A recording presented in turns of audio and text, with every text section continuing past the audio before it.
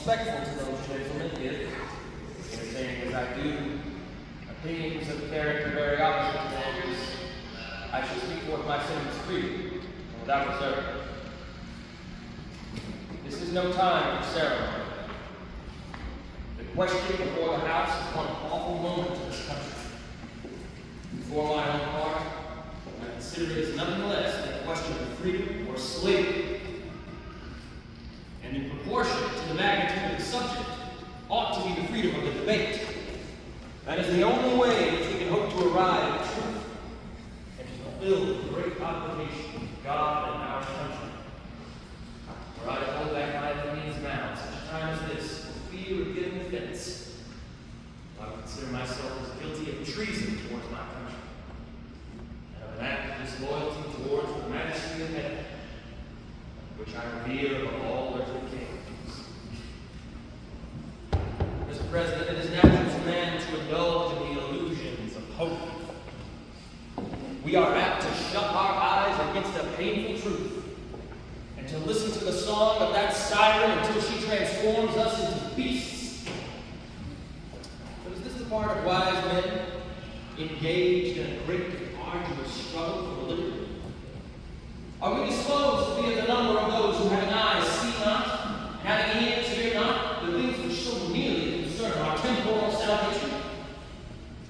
For my part, whatever anguish of spirit it may cost, I am willing to know the whole truth, to know the worst, and to provide for it.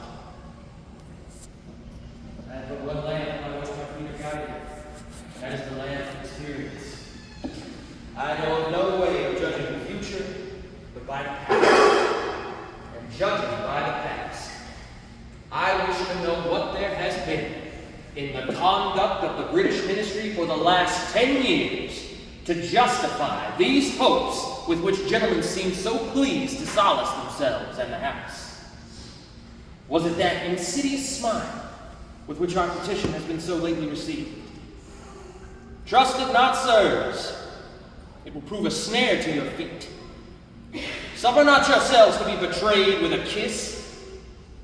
Ask yourselves how this gracious reception of our petition comports with these warlike preparations which cover our waters and darken our lands. Are fleets and armies necessary to a work of love and reconciliation? Have we shown ourselves so unwilling to be reconciled that force must be called in to win back our love? Do not deceive yourselves, sirs. These are the implements of war and subjugation, the last arguments to which kings resort. I ask you, gentlemen, sirs, what means this martial array if its purpose be not to force us to submission? Can gentlemen assign any other possible motive for it? Has Great Britain any enemy in this quarter of the world to call for all this accumulation of navies and armies? No, sir, she has none. They are meant for us. They can be meant for no other. They have been called over to bind and rivet upon us those chains which the British ministry have so long been forging. What have we to oppose it? Shall we try argument? Sir, we have been trying that for the last 10 years, and we anything new to offer on something? Nothing. We have held that subject up in every light in which it is capable, and it has been all in vain. Shall we resort to entreaty and humble supplication? What terms may we expect which have not been already exhausted? Let us not, I beseech you, deceive ourselves, sirs. We have done everything that could be done to avert this storm which has now come upon us. We have petitioned. We have remonstrated. We have supplicated. We have prostrated ourselves before the throne and implored its interposition to arrest the tyrannical hands of the ministry and parliament. Well, our petitions have been slighted. Our remonstrances have produced additional violence and insult. Our supplications have been disregarded, and we have been spurned with contempt at the foot of the throne. In vain, after these things, may we indulge in the fond hope of peace and reconciliation. There is no longer any room for hope. If we wish to be free, if we need to preserve inviolate those inestimable privileges for which we have been so long contending, if we need not basely to abandon the noble struggle in which we have been so long engaged, and which we have sworn never to abandon, until the glorious object of that struggle has been obtained, we must fight. I repeat it, sirs, we must fight! An appeal to arms and to the God of hosts is all that has left us. They tell us, sir, that we are weak, unable to cope with so formidable an adversary. But when shall we be stronger? Will it be the next week? Or the next year?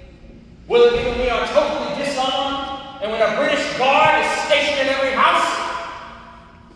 Shall we gather strength through irresolution and inaction?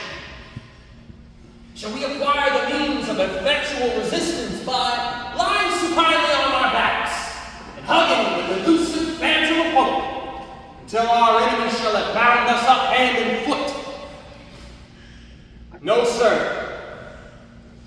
I say we are not weak if we make a proper use of the means which the God of nature hath placed in our power. 3 millions of people, armed in the holy cause of liberty, and in a country such as we possess, are invincible by any force which our enemies can send against us. Besides, sirs, we shall not fight this battle alone. There is a just God who presides over the destinies of nations, who will call up friends to fight our battles for us. The battle, sirs, goes not to the strong alone, but to the vigilant, to the active, to the brave. Besides, sirs, we had no election. Were we base enough to desire it, it is now too late to retire from the contest. There is no retreat, but in submission and slavery. Our chains are forged. Their clanking may be heard on the plains of Boston. The war is inevitable, and let it come. I repeat, sirs, let it come! It is in vain to extenuate the matter. Gentlemen may cry, peace, peace, but there is no peace. The war has actually begun. The next gale from the north will bring to our ears the clash of resounding arms. Our brethren are already in the field. Why stand we here idle? What is it the gentlemen wish? What would they have? Is life so dear, or peace so sweet, as to be purchased at the price of chains and slavery? Forbid it, Almighty God! I know not what course others may take, but as for me, give me liberty or give me death.